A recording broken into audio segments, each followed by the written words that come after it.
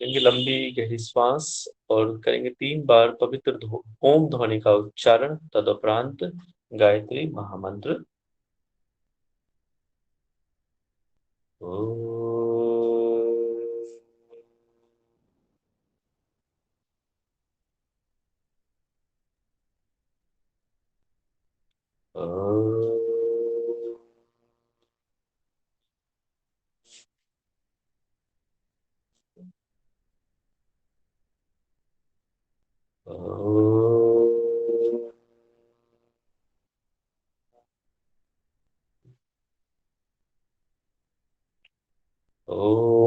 भूर्भुवस्वः तत्सवितुर्यवरेण्यं भर्गो देवस्य धीमहि धियो यो न प्रचोदयात्।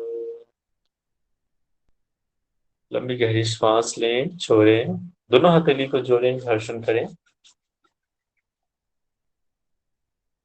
चेहरे पे रखें, हथेली के अंदर ही आंखों को बंद कीजिए, खोलिए, हाथों को पूरे शरीर पे फेरते हुए वापस आएंगे। आज गर्मी कुछ ज्यादा ही है। चलिए, अभी किसी को कुछ पूछना है तो पूछ लीजिए। मुझे नहीं लगता कुछ ऐसा कुछ क्वेश्चन होगा, बट फिर भी प्रथम उपदेश से किसी को प्रश्न है? Hello sir. हाँ, 1 मिनट एक।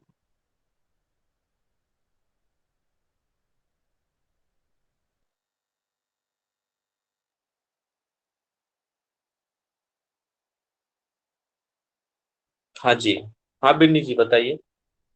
सर मैंने आपको मैसेज किया था ना कि वो मैसेज मिस है। Message yes sir. मैसेज मैंने और वो सर वो मयंक सर का अष्टभद्र वीडियो। आसन का।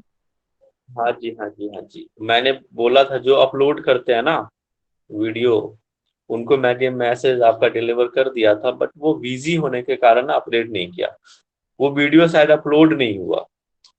ठीक है, भद्रासन का जो वीडियो है वो अपलोड ही नहीं हुआ है।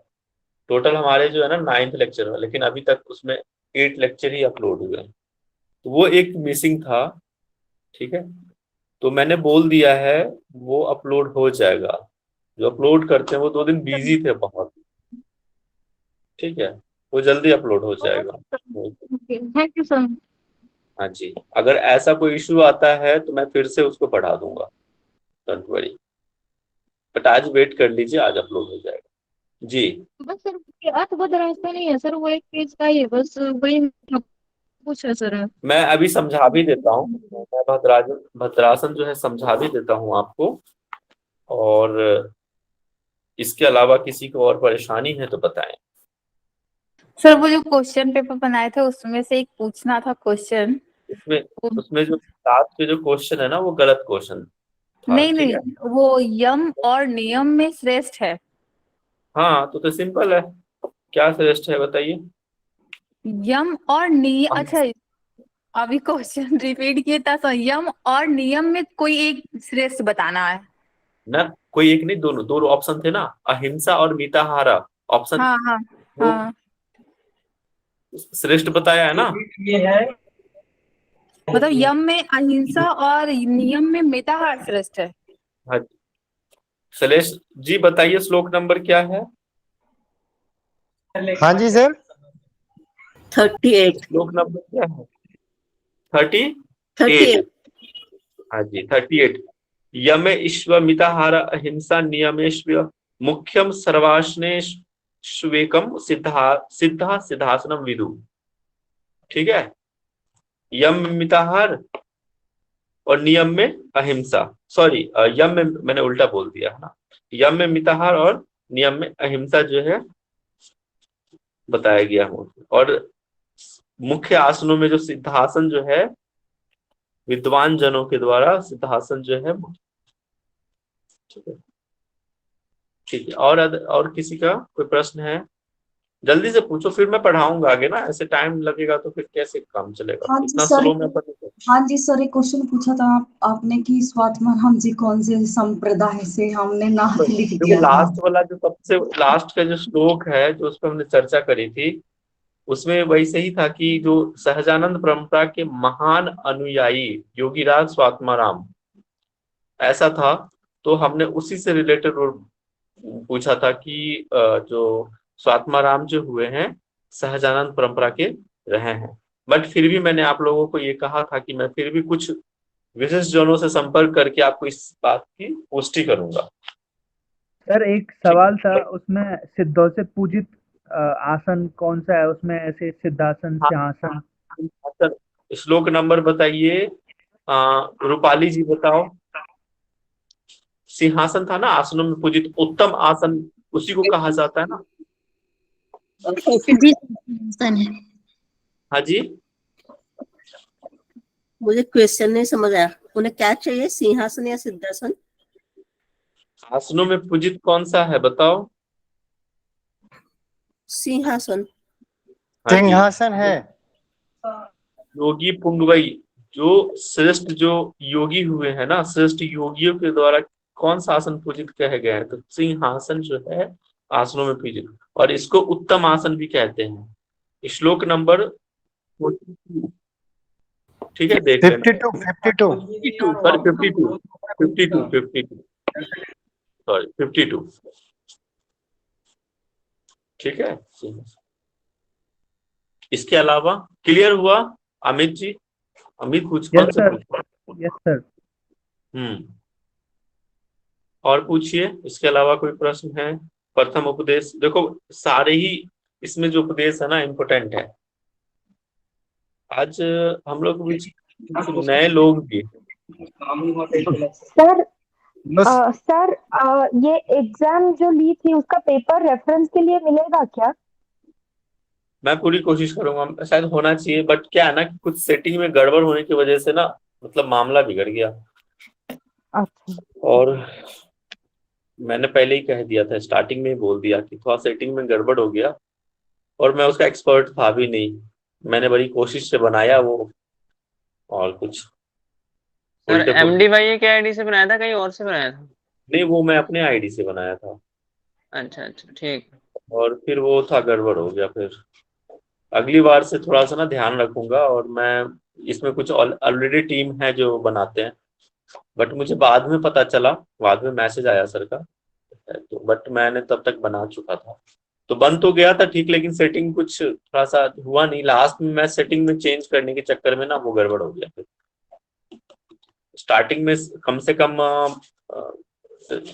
मैंने 20 लोगों के 20-22 लोगों के लिख तो लिए थे कि इतने मार्क्स आए हैं, बट बाद में वो छूट गया। फिर एक 50-60 लोगों ने दिया था एग्जाम, 60 लोगों ने, तो मुझे क्लोज करना पड़ा इस एग्जाम को लास्ट में। फिर मतलब एग्जाम के बाद मैंने ओपन कर दिया था, बट वो मार्क्स दिख नहीं रहा था, बहुत सारे लोगों को 0-0 आ रहा था एग्जाम के बाद भी, तो सेटिंग में कुछ गड़बड़ है। चलिए ठीक है, इसके अलावा और कोई प्रश्न है? कितने लोग ऐसे हैं जो आज फर्स्ट लेक्चर है उनका? मुझे कुछ लोग दिखे थे जिनका फर्स्ट लेक्चर है आज। सर, राघव, सर मैं राघव यादव से। ठीक है, आपने ये आपका फर्स्ट है, आपने रिकॉर्डिंग सुना हाँ है? सर। नहीं सर, रिकॉर्डिंग आधी सुनी थी सर, एक लेक्चर की। ठीक है, तो आप कोशिश, आपका ये हट प्रदीप का फर्स्ट टाइम आप पढ़ रहे हैं या ऑलरेडी पढ़ चुके हैं पहले? हाँ सर, पहले पढ़ा हुआ है, लेकिन कोचिंग में फर्स्ट टाइम पढ़ रहा हूँ। अच्छा, ठीक है, तो आप रिकॉर्डिंग सुन लीजिएगा। आपको ऐसा लगता है कि मतलब कोई परेशानी है इसमें हट प्रदीप में पढ़ा है तो? सर अभी तो ऐसा कुछ नहीं कह सकता मैं। ठीक है, आप कंटिन्यू रहिए, कोई परेशानी आए तो पूछ लीजिएगा। इसमें और भी है कोई जो फर्स्ट लेक्चर है? विजय जी दिख रहे हैं मुझे, क्योंकि जो रेगुलर आते हैं ना मुझे पता चल जाता है कि कौन रेगुलर है नहीं है। सर आज हमारी सेकंड लेक्चर है, थोड़ा कुछ अच्छा प्रॉब्लम की वजह से हम ऐड नहीं हो पाए थे, तो हमारा रजिस्ट्रेशन कंप्लीट हो गया और आज से हम कंटिन्यू रहेंगे। ठीक है, देखो कंटिन्यू रहिएगा ना तो ही समझ में आएगा, बीच से आएंगे ना तो वो इंटरेस्ट चला जाएगा, फिर मजा नहीं आएगा, आपको नहीं आएगा। जी सर। रागिनी जी हैं यहाँ पे? जी जी जी भैया। जी तो सर। आपका जो फर्स्ट है, कोई दिक्कत नहीं है, भैया भी बोल सकते हैं, मुझे कोई प्रॉब्लम नहीं अच्छा। है। आपका फर्स्ट हाँ लेक्चर है। जी जी, आज पहली बार ही ज्वाइन किया मैंने। हाँ, कल ही मैंने ज्वाइन किया। यस। हाँ ठीक है, तो रिकॉर्डिंग जो देखो, जिनका भी फर्स्ट है ना, वो रिकॉर्डिंग प्लीज सुन लीजिएगा। नहीं जी समझ जी में आएगा तो आप जो है वहां पे कमेंट भी कर सकते हो, या मुझे पूछ भी सकते हो क्लास में, लास्ट लास्ट में पूछ लीजिएगा। जिनका फर्स्ट जी है रिकॉर्डिंग सुन लेना। जी। रिकॉर्डिंग तो फिर ग्रुप में आप वापस डालोगे क्या?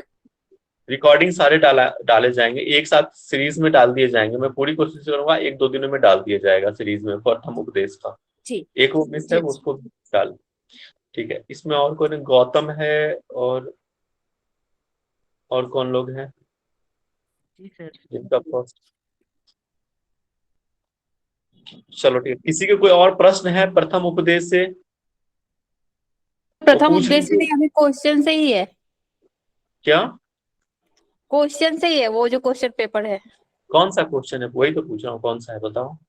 आसन के लाभ नहीं है, तो उसमें हाँ, स्थिरता, धैर्य, आरोग्य, लाघवम था। उसमें अच्छा बताओ, आसन के लाभ क्या है? सर आरोग्य हो सकता है, स्थिरता भी हो सकती है। धैर्यम आरोग्यम लाघवम। हो सकता नहीं है, श्लोक के अनुसार क्या है सर आपने? अच्छा, श्लोक के अकॉर्डिंग करना होगा ना ये सब। ऑब्वियसली मैंने, आपने लगता है लेक्चर नहीं सुनते मेरा। नहीं सर, सुनते हैं हम ना, वो सामने आसन करने से सभी पॉसिबिलिटी है, तो मैंने सारे उपरोक्त सभी लगा दिया उसमें। वो ऐसे थोड़ी होता है। हट प्रदे इस श्लोक में क्या लिखा हुआ है ये बताइए। बताएंगे। तुलेश्वरी बताइए, तुलेश्वरी क्या है? आसन के लाभ, जैसे आसन स्टार्ट हुआ था उसी वक्त। फर्स्ट क्लास है, लेकिन शायद धैर्य आएगा सर इसमें आंसर। शायद, शायद का गुंजाइश नहीं है हमारे क्लास। धैर्य आएगा। क्या है उसमें बताओ? स्थैर्य, आरोग्य और क्या था? क्या लाघवम था? श्लोक संख्या 17 देख लीजिएगा बुक में। ठीक है, श्लोक संख्या 17, स्थैर्य, आरोग्य और लाघवम, ये जो है लाभ बता दिया। तो मैंने क्या पूछा था? नहीं है नहीं है। स्थैर्य। जी, इस एक क्लियर और हुआ? क्वेश्चन है, एक, हाँ सर, एक और क्वेश्चन है। हाँ जी, पूछिए। वो था हठ, एक मिनट। हठ योग की विद्या को गुप्त रखना चाहिए क्योंकि इस क्योंकि विद्या को सीख जाएंगे, आपकी विद्या की हानि हो जाएगी, आपकी शक्ति हीन हो जाएगी, उपरोक्त सभी। क्या लगता है आपको? हमें ये तो एक, आपकी विद्या की हानि हो जाए, अरे सॉरी, आपकी शक्ति हीन हो जाएगी और इस विद्या को सीख जाएंगे। श्लोक संख्या 11, हठ विद्या परम गोप्या योगिनाम शिक्षिताम भवेत वीर्यवती गुप्ता निर्वीर्या तु प्रकाशिता। आप जब इस हठ विद्या को गोपनीय रखते हैं तो क्या होता है? वीर्यवती होंगी आप, मतलब शक्ति आपकी बढ़ेगी। लेकिन जैसे ही आप इसको प्रदर्शित कर देते हैं तो क्या होगा? आपकी हीन हो जाएगा। विद्याहीन, निर्वीर्या मतलब शक्तिहीन हो जाएगा। समझ गए? जी तो सर, आंसर क्या हो गया? शक्तिहीन वाला। बस आपकी सिंपल। विद्या की हानि, अरे सॉरी, आपकी शक्ति हीन हो जाएगी। ठीक है, देखो ऐसे ही क्वेश्चन पूछेंगे। जी आपके सर। पिक्चर बनाने के लिए मैंने बड़ी मेहनत और थोड़ा सा ट्रिक किया था कि बस आपको सोचना है। अगर आप सही डायरेक्शन में सोचोगे ना तो इजीली बनेगा सब कुछ। सही डायरेक्शन में क्वेश्चन सोचोगे बहुत अच्छा बनाए थे एकदम, मैं उसकी नेट की तरह। वैसे ही पूछेगा, ऐसे ही। मैंने सारा स्क्रीनशॉट रख लिया क्वेश्चन का। आप शेयर कर देना, जिनको भी चाहिए होगा ना उनको जी हेल्प हो सर। जाएगी। जी सर। हाँ प्लीज शेयर कर दीजिए। ओके ओके, मेरे पास प्रोविजनल ही ग्रुप है, तो हम प्रोविजनल ग्रुप में ही शेयर कर देंगे। ठीक है, चलो ओके। Any other?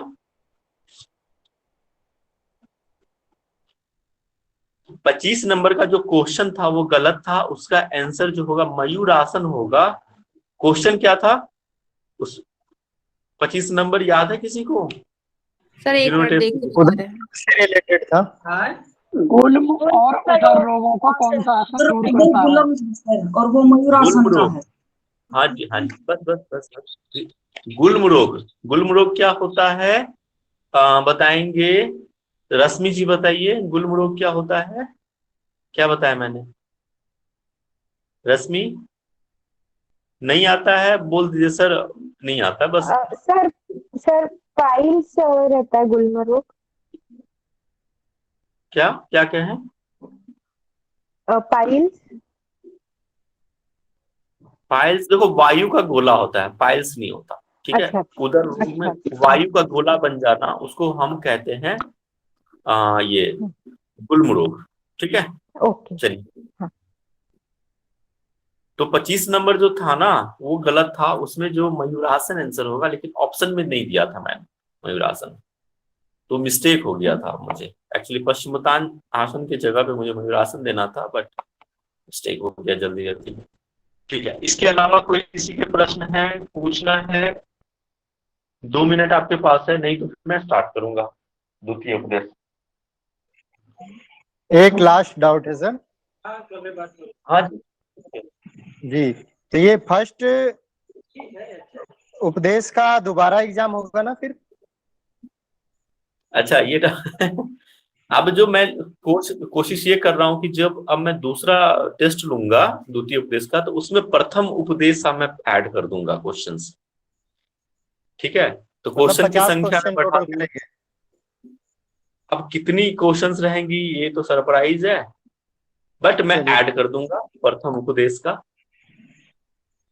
ठीक है, 5 मिनट भी ऐड कर दीजिएगा। ताकि ताकि जो है मैंने थोड़ा सा ये भी सोचा है कि अब जो भी आगे बढ़ते जाएंगे, सेकेंड टेस्ट होगा, फिर थर्ड टेस्ट होगा, तो उसमें हम पीछे को नहीं छोड़ेंगे, उसको भी हम इंक्लूड करते जाएंगे कुछ कुछ क्वेश्चंस, ताकि आप पीछे का ना भूले, पीछे का भी रिवीजन करके आए।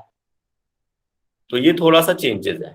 जैसे प्रथम उपदेश में प्रथम उपदेश का लिया हमने टेस्ट, सेकंड उपदेश में आपका फर्स्ट एंड सेकंड का हो जाएगा, थर्ड में फर्स्ट सेकंड थर्ड, फोर्थ में फर्स्ट सेकंड थर्ड फोर्थ, इस तरह से कुछ क्वेश्चंस रखेंगे। मतलब रेशियो रहेगा हमारा 75-25, समझ रहे हैं? इस तरह से हम करेंगे। ओके, अब हम आगे बढ़ते हैं। मैं स्क्रीन प्रेजेंट कर रहा हूं, आप मुझे बताएंगे कि स्क्रीन शो हो रहा है नहीं।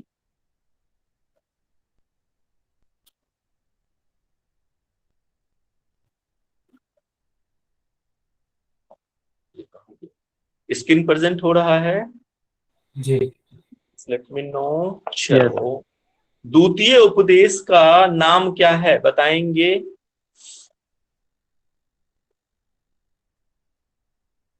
क्या है द्वितीय उपदेश? प्राणायाम। प्राणायाम से। हाँ जी, कुंभक प्राणायाम। तो आज हम जो है द्वितीय उपदेश को स्टार्ट करने जा रहे हैं। द्वितीय उपदेश में क्या क्या पढ़ना है, मैं इसको प्रेजेंट करने से पहले आपको मैं ये प्रेजेंट कर देता हूँ ताकि आपको क्लियर हो जाए। देख लीजिए एक बार, प्राणायाम विधि कथन है ना, इसको हम पढ़ने जाएंगे। इसमें क्या पढ़ेंगे? टोटल कितना श्लोक है बताओ? दिख रहा है, स्क्रीन दिख रहा है? सर 78। देख रहा था कि आपको हिंदी आती है कि नहीं आती, हिंदी में जो नंबरिंग आती वो है। ठीक है, तो आप ये भी पता होना चाहिए 78 है। प्राणायाम करते हैं, लेकिन उससे पहले क्या करना है इस बात को भी ध्यान में रखना है। उससे पहले क्या करते हैं? नाड़ी की शुद्धि करते हैं, नाड़ी शुद्धि प्राणायाम का अभ्यास करते हैं। फिर वायु और चित्त के बीच का संबंध देखेंगे, प्राण का महत्व समझेंगे, नाड़ी शुद्धि का महत्व समझेंगे और उसकी विधि को जानेंगे। साधक के प्रकार, साधक के कितने प्रकार हैं बताइए? 3 सर। 3 प्रकार। एक व्यक्ति बोलना है कौन कौन सा? निम्न कोटि, मध्य कोटि और उच्च कोटि। ठीक है, गलत अभ्यास से रोग हो सकते हैं। ठीक है, ये भी है, इसमें हम देखेंगे क्या क्या, अगर आप गलत अभ्यास करते हैं तो क्या होगा। नाड़ी शुद्धि के लक्षण बताया गया है, इंपॉर्टेंट है। इसके बाद सटकर्म है। आप बताओ, घेरन संहिता, आप मेरा लेक्चर किसी ने लिया होगा, उनको पता होगा कि सटकर्म के लिए घेरन संहिता में क्या डिफरेंस था और यहाँ क्या डिफरेंस है।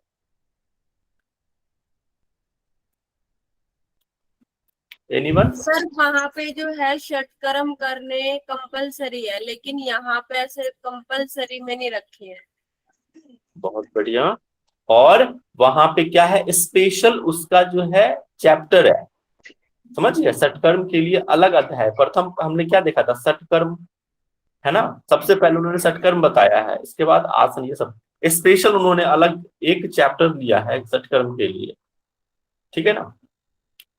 शोधनम दृढ़ता च स्थैर्यम धैर्यम च लाघवम प्रत्यक्षम च निर्लिप्तम च रस सप्त साधनम। याद है ना आपको घेरन संहिता के? नहीं याद है तो आप पढ़ेंगे आगे, ठीक है। तो उन्होंने सटकर्म को पहले, यहाँ क्या किया है, प्राणायाम में ही सटकर्म को ऐड किया है। और यहाँ कंपलसरी, बहुत अच्छा बताया, यहाँ कंपलसरी नहीं बोला है।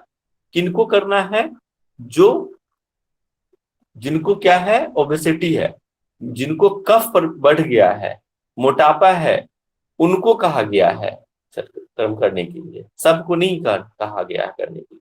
तो इसको हम जानेंगे। और प्राणायाम का महत्व है, कुंभक बताया है, कुंभक के प्रकार हैं, जैसा कि घेरन संहिता में भी अष्ट कुंभक की चर्चा है, यहाँ पे भी अष्ट कुंभक की चर्चा है। सिर्फ 2 कुंभक अलग है। कोई बता सकता है कि वो 2 कुंभक क्या अलग है यहाँ पे? सर एक तो सहित नहीं है प्लावनी, यहाँ पे। सर केवली और लॉलिकी। प्लावनी। हाँ केवली और प्लावी। हाँ जी, केवल प्लाव, ठीक है। ये 2 जो है कुंभक अलग है यहाँ पे। केवल कुंभक का यहाँ पे महत्व बताया गया है। और हठ सिद्धि के लक्षण क्या है, ये हमें सेकेंड चैप्टर में पढ़ना है। तो आप समझ गए विषय वस्तु, आपको मैंने फिर से रिवाइज करा दिया है कि सेकेंड चैप्टर में क्या पढ़ना है। अब हम वापस से बुक की तरफ बढ़ते हैं।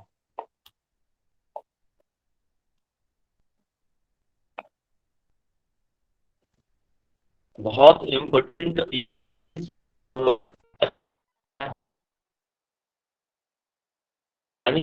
तो जो है मैं पूरी कोशिश करूंगा आपको समझाने का। क्या है,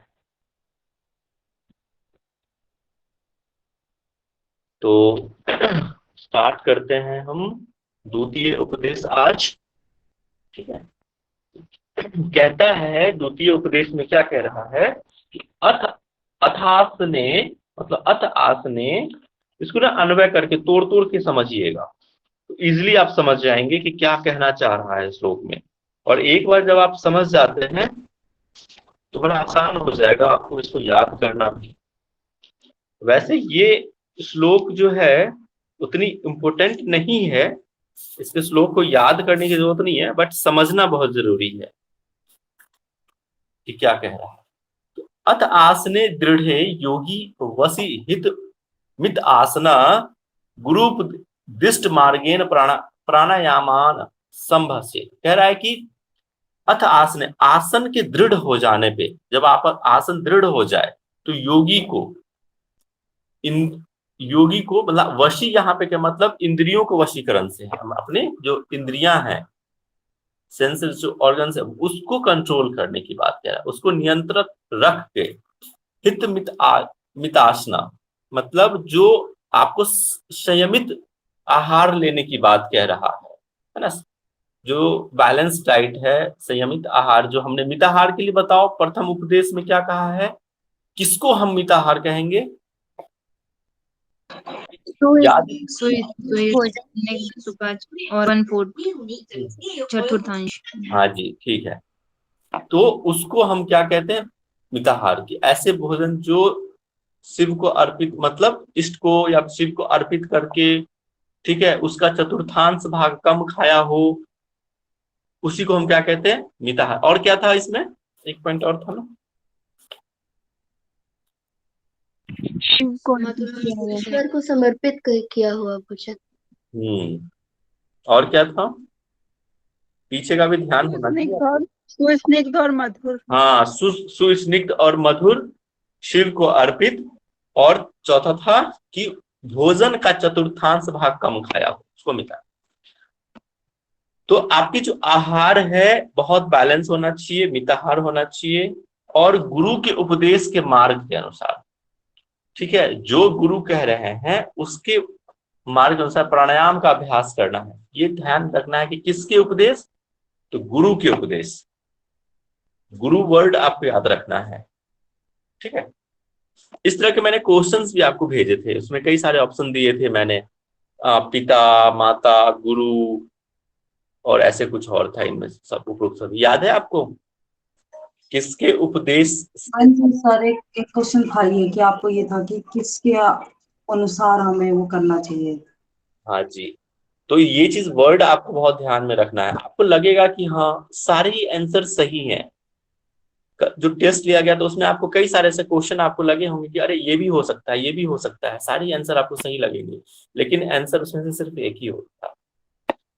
तो इस बात का भी ध्यान रखना है। एग्जाम में ऐसा हमेशा लगेगा कि आपको कि उसमें सारे ही आंसर सही हैं और उसमें उपरोक्त सभी भी लिखा रहेगा। और जब आप पढ़ते हैं, टेस्ट देते हैं, और आपने क्वेश्चन बैंक भी देखा होगा, तो कई सारे जब उपरोक्त सभी लिखा रहता है या उपरोक्त दोनों लिखा रहता है तो मैक्सिमम टाइम यही आंसर होता है।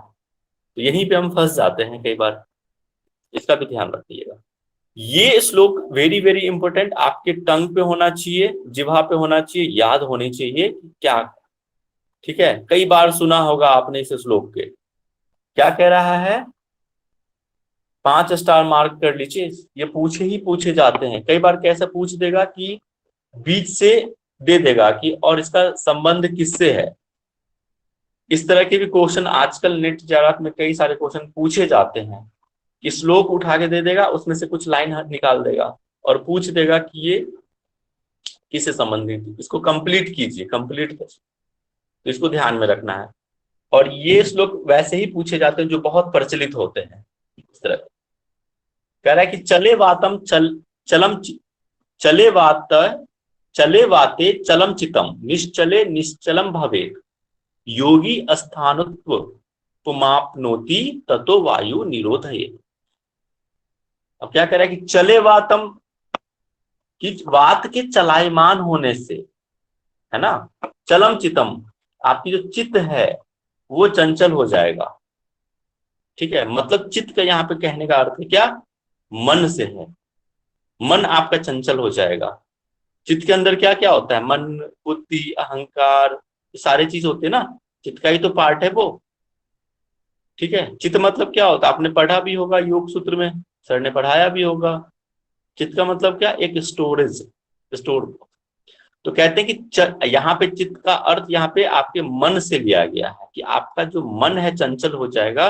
चले वाते चलम चितम निश्चले निश्चलम भवेत्, और इसके निश्चल होने से मतलब शांत हो जाने से, ठीक है, आपका मन भी शांत हो जाएगा, मतलब वात के शांत हो जाने से कहने का। योगी अस्थानुत्वमाप्नोति ततो वायु निरोधयेत्, और योगी को स्थिरता तब मिलेगा, है ना, योगी को जो अस्थानुत्वमाप्नोति ततो वायु निरोधयेत्, जब वायु का निरोध हो जाएगा तब जाके योगी को स्थिर होगा, है ना, शांति प्राप्त होगा, स्थिरता मिलेगी। तब प्राप्त होगा कब? जब वायु का निरोध हो जाएगा। कब होगा? प्राणायाम के अभ्यास से। कहते हैं ना प्राणायाम का मतलब क्या होता है? प्राण प्लस आयाम, है ना, प्राणों का नियमन, आयाम या निरोध, वही तो प्राणायाम है। निरोध का मतलब ये नहीं कि कंप्लीट रोक ही देना। तो ये कह रहा है, इसको याद कर लीजिएगा, बहुत इंपॉर्टेंट है। ये क्या हो गया? छोटा हो गया। चलिए हम आगे, क्लियर है? ये श्लोक क्लियर है? आगे बढ़ते हैं।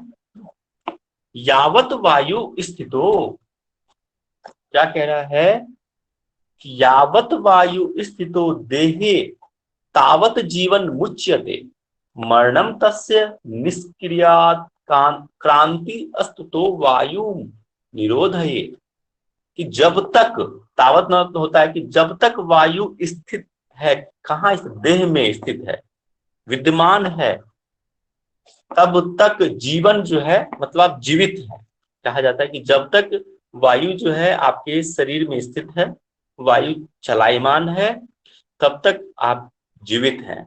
मरणम तस्य और इसके निष्क्रिय होने से क्या है, मरण सब में जब कोई मर जाता है तो क्या वहां पे रहता है, वहां पे वायु चलती है।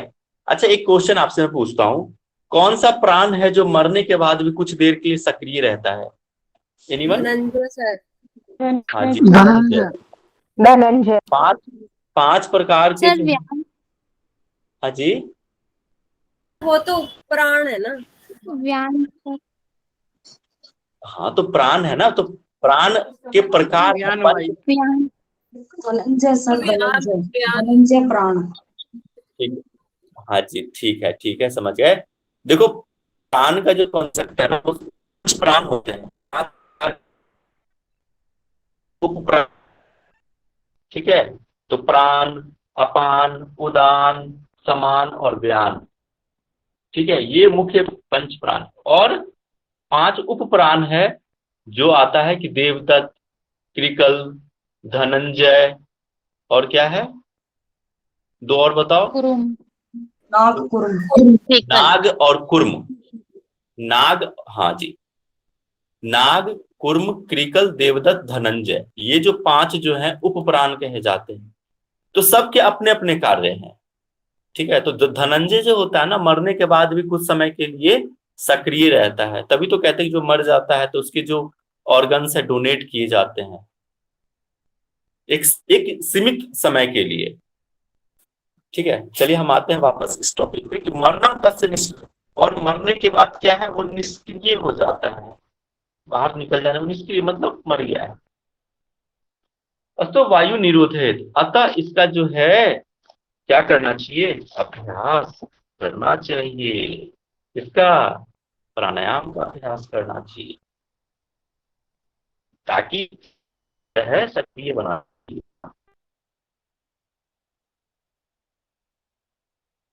यहाँ पे वायु का मतलब क्या है, वायु का अर्थ यहाँ पे प्राण से लिया गया है ना, वायु का मतलब प्राण है उसका।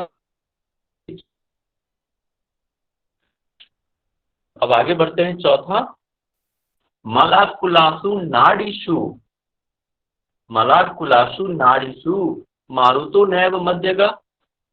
देखो, मारुत मतलब यहाँ पे प्राण है, मध्य का मतलब क्या है, सुषुम्ना नाड़ी,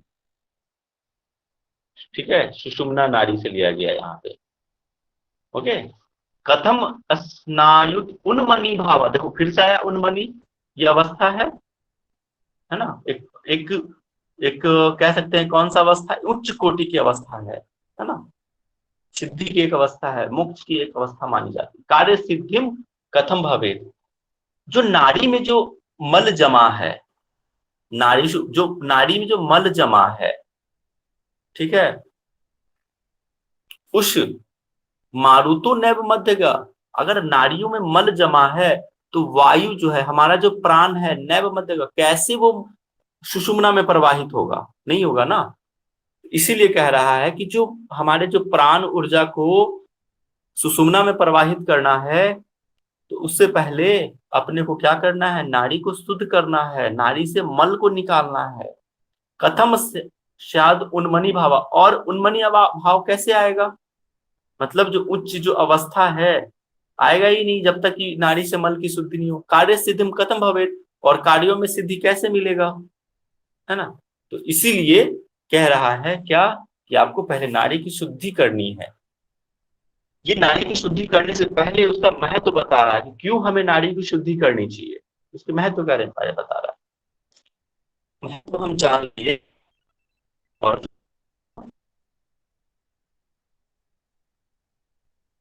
शुद्धि मेति यदा सर्व, शुद्धि मेति यदा सर्व नाड़ी चक्रम मलाकुलम तदेव जायते योगी प्राण संग्रहणे क्षमा। अब कह रहा है कि मलों में जो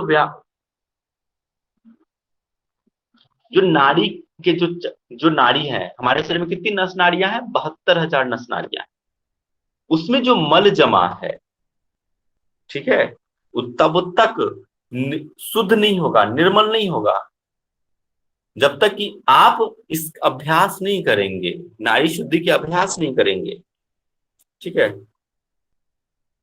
तो वही कह रहा है कि जो नारियों में जो मल जमा है तब शुद्ध होगा, तब तक कि योगी का जो प्राण संग्रह नहीं होगा। प्राण को संग्रह करना है, अपनी प्राण ऊर्जा को संग्रह करना है, कैसे? नाड़ी शुद्धि से। उसको संग्रह कीजिए और फिर नारी का मल जो है अपने आप जो है शुद्ध हो जाएगा, ठीक है।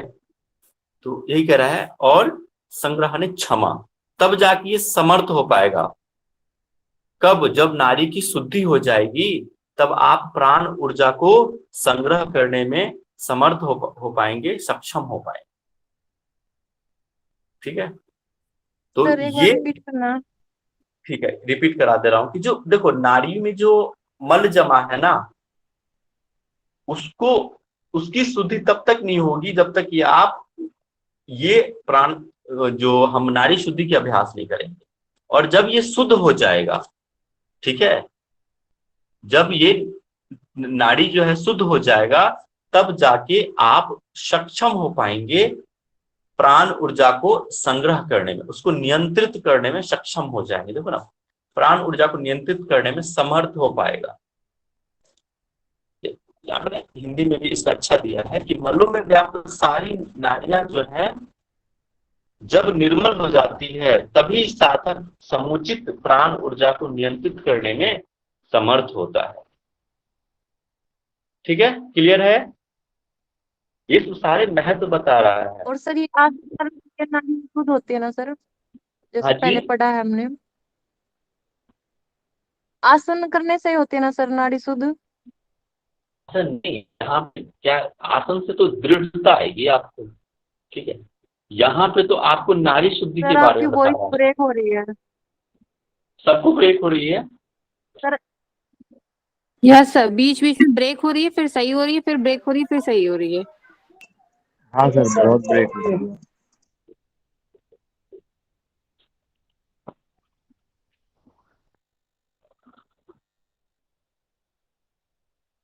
एक बार अब बता दीजिए, अभी ठीक है आवाज? जी सर।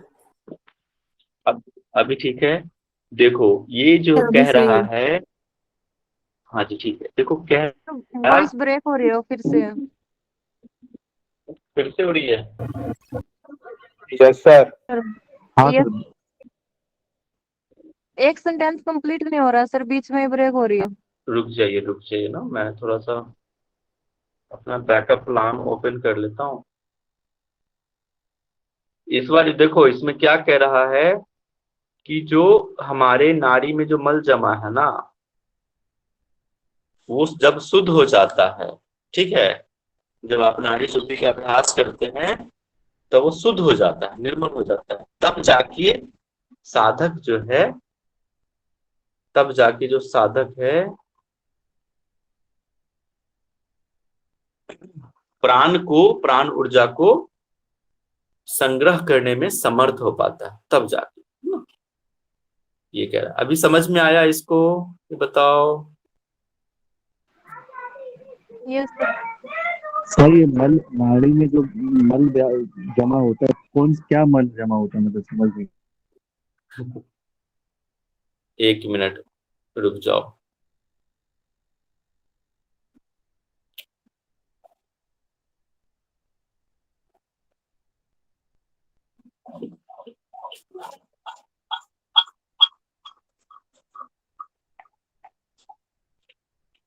एक मिनट, हाँ।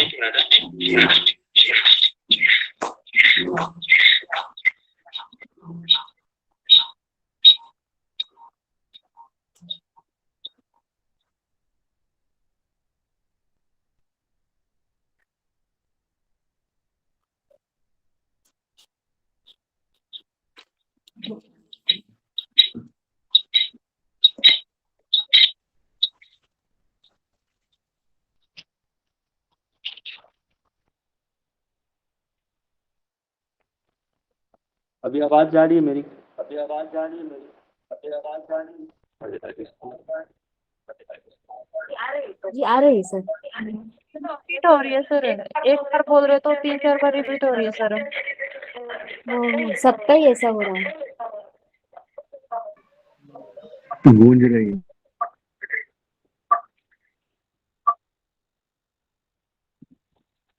चलो ठीक है, जाने देते हैं। हॉरर अभी मूवी तो चल रही सर। हेलो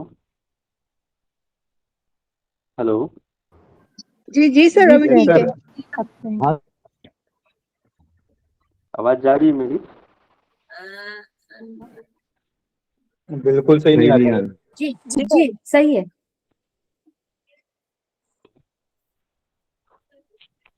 मेरी आवाज पहुंच रही है? तो एक व्यक्ति बताइए। जी सर। ठीक है। हाँ, क्या पूछ रहे थे? सर ये पूछ रहे थे कि ये जो बार बार ये बात हो रही है, नाड़ी में मल मल से भरी हुई नाड़ियां जो होती हैं वो शुद्ध हो जाती है, तो वो ऐसा क्या मल से भरी होती है, मतलब वो कैसे शुद्ध हो जाती है? चलो ठीक है। कोई किसी को आइडिया है इसके बारे में कि क्या होता है? शैलेश जी। श्लेष्मा सर। वात पित्त कफ दोष सर। देखो, मल का जो मतलब होता है ना, सही कह रहे हैं श्लेष्मा। कोई भी चीज हमारे जो नस नाड़ियां में कोई चाहे वो प्रकुपित हो जाता है, जैसे कि श्लेष्मा जो गंदगी है, जब हम म्यूकस इस तरह की चीजें, या फिर वात का या फिर पित्त का हमारे शरीर में बढ़ जाना, क्या होता है? प्रकुपित हो जाना, और वो फिर हमारे नस नाड़ियों को इफेक्ट करता है। समझ रहे हैं? व्याधि तभी आती है जब ये चीजें तीनों जो है प्रकोपित होती हैं। समझ रहे हैं? तो कहते हैं कि मल जमा हो गया है हमारे शरीर में, या फिर नाड़ियों में मल जमा हो गया है। समझ रहे हैं? तो इसी को कहते हैं प्रकोपित हो जाना। आपके जो जो दोष हैं, ये 3 दोष, उसका प्रकोपित हो जाना मतलब मल जमा हो जाना, चाहे श्लेष्मा आदि युक्त जो भी चीजें हैं, वो सारे चीजें। समझ रहे हैं? ठीक। ओके, समझ में आया? जैसे पित्त भी होता है ना, यस देखो सर। 5 प्रकार के, हम आपको मैंने आयुर्वेद में भी पढ़ाया था ना कि 5 प्रकार के जो हैं कफ होते हैं, 5 प्रकार के पित्त होते हैं, 5 प्रकार के वात होता है। याद है कुछ? वो सब क्या है? ये सब मल ही है। प्रकोपित अगर हो गया, बढ़ गया, तो मतलब मल हो गया कुछ चीज, है ना? ठीक है, क्लियर है? ये श्लोक क्लियर है? यहां से बढ़े आगे हम।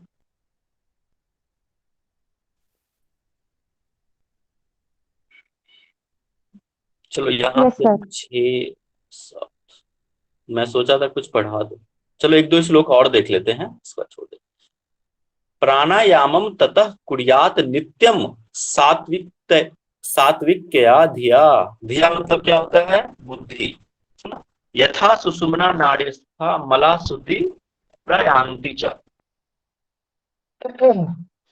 अब कह रहा है क्या, इसमें प्राणायाम का जो अभ्यास कह रहा है ना, आपको कुर्यात नित्य करना है, सात्विक होकर, सात्विक बुद्धि के साथ, सात्विक बुद्धि के साथ प्राणायाम का अभ्यास नित्य करने के लिए कह रहा है। कुर्यात नित्यम यथा सुषुम्ना नाड़ीस्था मला शुद्धि।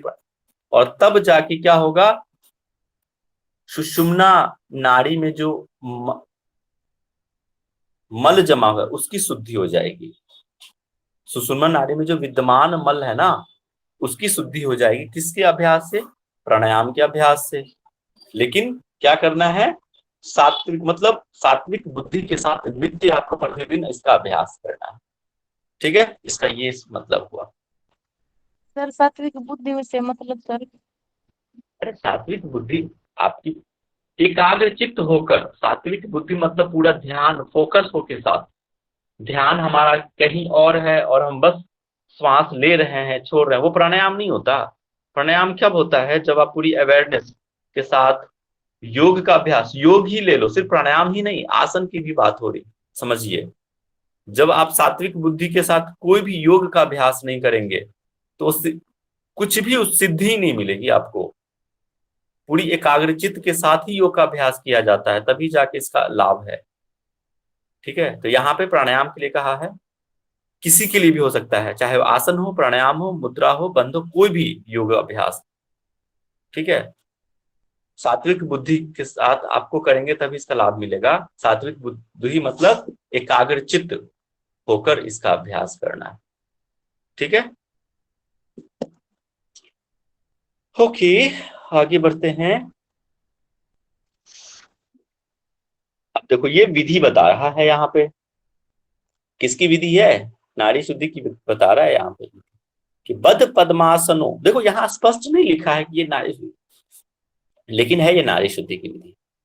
अब इसी को अगर आप कहीं और देखेंगे, अनुलोम विलोम के जैसा है ये, है ना, इसलिए इसको अनुलोम विलोम का भी नाम दिया जाता है कई जगह। नाड़ी शुद्धि अनुलोम विलोम।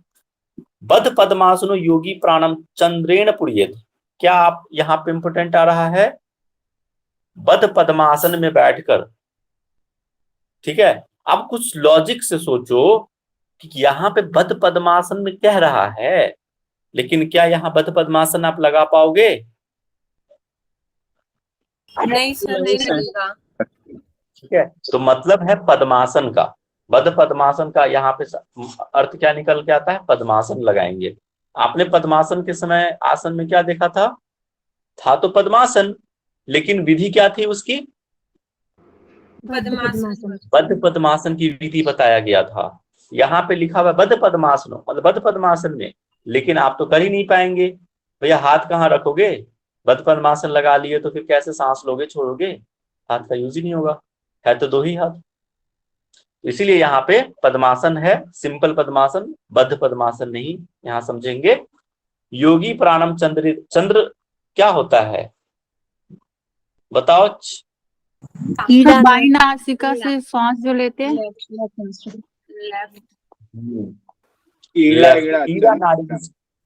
ईरा नाड़ी से, हाँ, चंद्र नाड़ी, ईरा नाड़ी, लेफ्ट नोस्टल, पिंगला, यस, हाँ जी, उससे पूरक करना है। पूरक मतलब इनहेल करना है, श्वास अंदर खींचना है।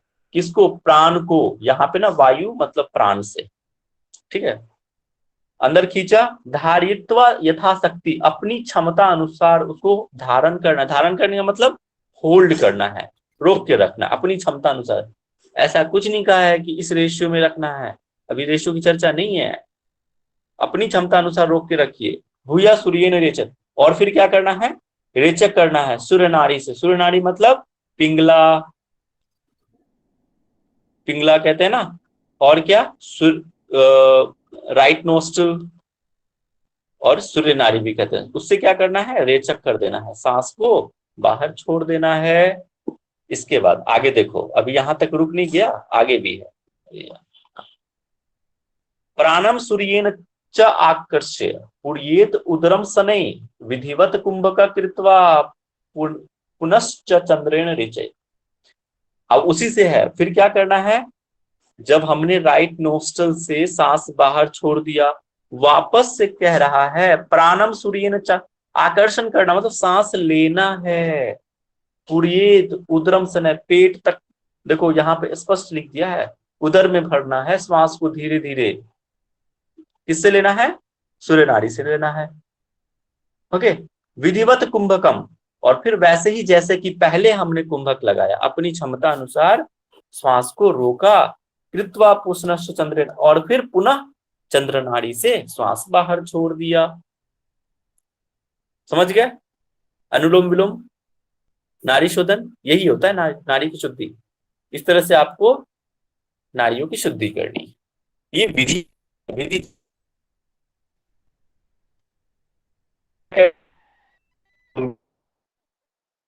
सर वॉइस ब्रेक हो रही है। ठीक है, ये समझ में आ गया। इसके विधि यहाँ से हम कल पढ़ेंगे फिर, है ना?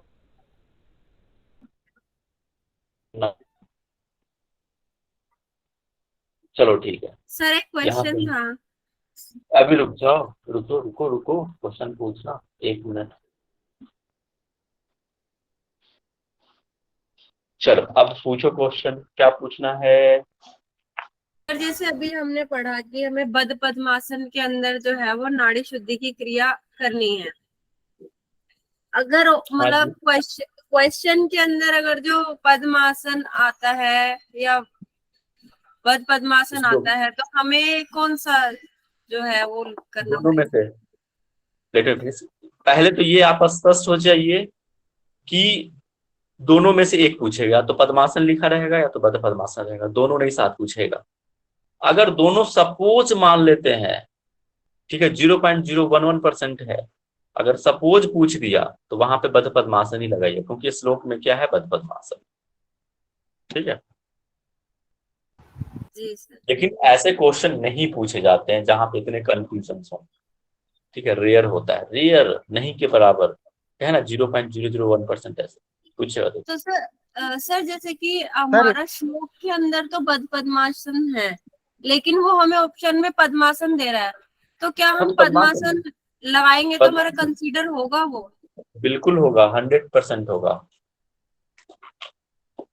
ठीक है, अगर बद्ध पद्मासन ऑप्शन में नहीं है तो ठीक है। Thank you. और ठीक है, किसी को कुछ सर ये पीडीएफ मिलेगा? अच्छा, आपको ये पीडीएफ ग्रुप में मिला हुआ है? मैं फिर से भेजवा दूंगा या मैं खुद ही भेज दूंगा? हाँ जी जी सर। और बुक रखिए, बुक हमेशा काम आएगा आपको। जी राघव जी पूछिए, क्या पूछ रहे थे? सर हठयोग के ग्रंथ जो अपना सब्जेक्ट है, अपनी क्लासेस जो 16 तारीख से, तो सर उसमें अभी घेरन संहिता ही चल रही है, हठ प्रदीपिका ही चल रही है, या फिर बाकी कोई ग्रंथ भी होगा घेरन पे? अभी तो आई थिंक हठ प्रदीप का ही चल रही है, और कोई क्लासेस तो नहीं चल रही। मैं तो सिर्फ यही लूंगा। और हाँ, इस बार जो है ना घेरन संहिता मैं नहीं ले रहा हूँ, कोई और फैकल्टी लेंगे। ठीक है, बट हठ प्रदीप का और एसएसपी मैं लूंगा। ठीक। अच्छा राघव जी, समझ में आया आपको? आपका फर्स्ट लेक्चर, जिनका भी फर्स्ट लेक्चर था उनको समझ में आया? पुराने लोगों को तो समझ में आ ही रहा है। हाँ सर, समझ में तो आया। वो तो क्या है, मेरे पास रेफरेंस के लिए हठ प्रदीपिका का बुक रखी हुई है, तो उसी को देख रहा हूँ। तो बाकी ये नहीं समझ में आया कि अपन अभी सिलेबस में कहाँ तक पहुंच गए हैं। मतलब हर इकाई 5 में जो, मतलब जो अपना नेट का सिलेबस है, उसमें अभी क्या क्या हो गया, क्या नहीं हुआ, और क्या अभी पढ़ रहे हैं, तो इतना सब अच्छा, आपको समझना थोड़ा सिलेबस नहीं अभी एक पता दो है? दिन लगेगा मुझे। सिलेबस नहीं पता आपको? सिलेबस तो है, सामने ही रखा है, लेकिन अपना कितना हो गया है कुछ। अच्छा, कितना हो गया है? देखो मैं तो हठ प्रदीप का देख रहा हूँ, बाकी आप लेक्चर जैसे ही अटेंड करेंगे ना तो सबसे पूछ लीजिए क्या क्या लेक्चर अभी कंटिन्यू चल रहा है। रिकॉर्डिंग देखिए, ग्रुप में मैसेज रेगुलर आता है। सर में हाइट और बॉडी बंद करके अरे यहाँ के नहीं है साइलेंट, मतलब यहाँ पे चौथा नहीं है। सर 1 मिनट में बता ही देते हैं इनका डाउट। म्यूट कीजिए शैलेश जी, म्यूट कीजिए। ठीक है, अब बाद में डिस्कस कर लीजिएगा, अभी सिलेबस से अभी अपने हठ प्रदीप का की बात करते हैं। ठीक है, ओके। सर एक प्रॉब्लम, भाषा जो बहुत खतरनाक है, बेहुदा टाइप से बात करते हैं, मतलब सर। हाँ जी, आवाज उसकी ना बड़ी अजीब है। हाँ सर, ये बद्ध पद्मासन की बात हुई थी तो थोड़ा कंफ्यूजन था मुझे कि मतलब बद्ध पद्मासन तो कहीं नाम नहीं आया है। इट मीन्स मतलब केवल पद्मासन नाम आया है, तो प्रोसेस तो बद्ध पद्मासन का है, तो पद्मासन ही तो मानेंगे ना? हाँ पद्मासन ही मानेंगे, लेकिन इस श्लोक में क्या है ना, बद्ध पद्मासन दिया हुआ है, बद्ध पद्मासन है। इस श्लोक में बद्ध पद्मासन कहाँ दिया है सर? देखिए आप, दिया हुआ है सर, दिया हुआ है सर। 7 नंबर श्लोक में 44 में देख रहा हूँ, नंबर 7। बद्ध पद्मासनो योगी प्राणम चंद्रेण पुड़ेत। सॉरी सर, हम मेन आसन देख रहे थे 44 में।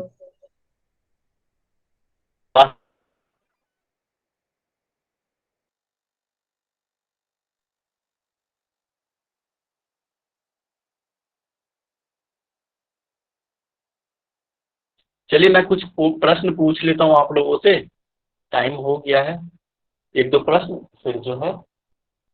चलिए नेहा जी बताएंगे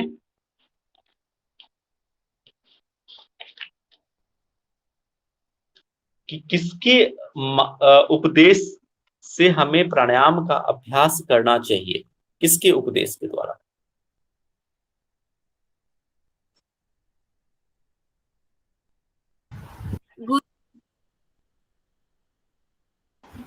गुरु के। ठीक है ठीक है। अब बताएंगे राघव जी, आप बताइए कि वायु निरोध कैसे होगा, है ना? योगी जो है स्थिरता को कैसे प्राप्त करेगा?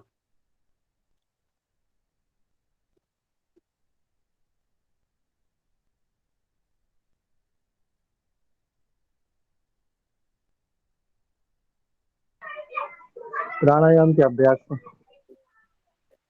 ठीक।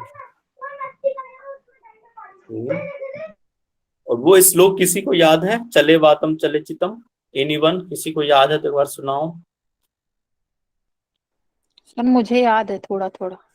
सुनाओ, सुनाइए। चले चले वाते चलम चित्तम, निश्चले निश्चलम भवेत, योगी स्थाणुत्वमाप्नोति ततो वायुम निरोधयेत।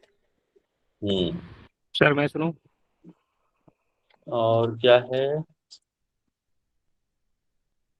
कौन बोल रहा? सर नितिन। हाँ नितिन सुनाइए। चले वातम चले चित्तम, निश्चले निश्चलम भवेत, योगी स्थाणु तत्वमाप्नोति ततो वायु निरोधयेत। ठीक है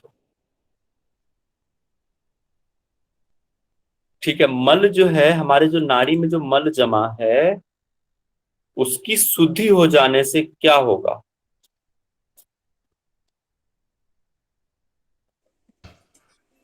नाड़ी शुद्धि हो जाएगी। सुषुम्ना में चला जाएगा। तो उन्मनी अवस्था प्राप्त हो जाएगी। सारे ही होगा। उन्मनी अवस्था प्राप्त होगी, कार्यों में सिद्धि मिलेगा, प्राण का संग्रह होगा, और सुषुम्ना में प्रवाहित होगा प्राण ऊर्जा। ठीक है, ये सारे ही होंगे। चलिए आज मैं लास्ट क्वेश्चन जो है सोहन जी से पूछ रहा हूँ। जी सर। प्राणायाम का अभ्यास कैसे करना चाहिए? बद पद्मासन में बैठ के सर। हाँ नहीं ठीक है, लेकिन कैसी बुद्धि होनी चाहिए आपकी?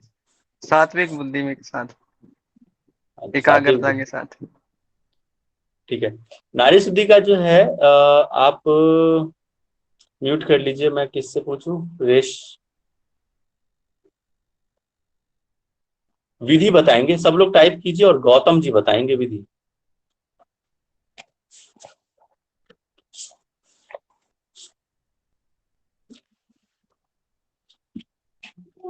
नारी शुद्धि की विधि बताइए गौतम जी। साहिल नहीं है, सुन नहीं रहे। नीता, अरे बता दो यार, नहीं आता है बस, इससे ज्यादा और क्या हो सकता है? सिंपल सी बात है, या तो आप है नहीं या फिर आना नहीं चाहते हैं। नहीं बताएंगे ना, लेफ्ट कर दूंगा फिर। जी सर, नहीं मेरा माइक अनम्यूट नहीं हो रहा था सर। ठीक। साहिल? सर मुझे नहीं, बोले क्या?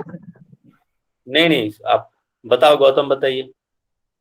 जी सर, पद्मासन में बैठकर सर चंद्र नाड़ी से श्वास को भरेंगे, फिर यथासंभव कुंभक करेंगे, फिर सूर्य नाड़ी से श्वास को छोड़ेंगे, पुनः सूर्य नाड़ी से श्वास लेकर कुंभक करेंगे, फिर चंद्र नाड़ी से छोड़ेंगे।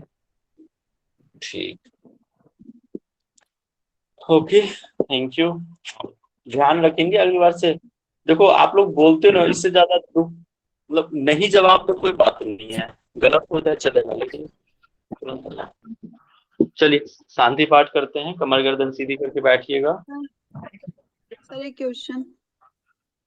शांति पाठ कर लेते हैं, फिर क्वेश्चन ले लेते हैं, ठीक है। लंबी गहरी श्वास लेंगे, छोड़िए, मन को शांत, एकाग्र।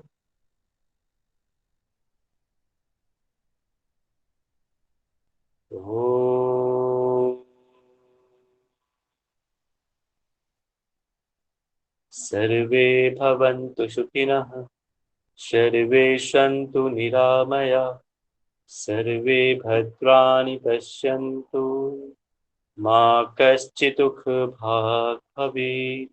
ओम शांति शांति शांति। Rub your palm on your face. Under your palm, open and close your eyes. Whole face and whole body. हाथों को पूरे शरीर पे फेरते हुए वापस आए। सभी को प्रणाम, नमस्कार जी। क्वेश्चन क्या था? रिकॉर्डिंग बंद कर दीजिए जो लगाए हैं राकेश।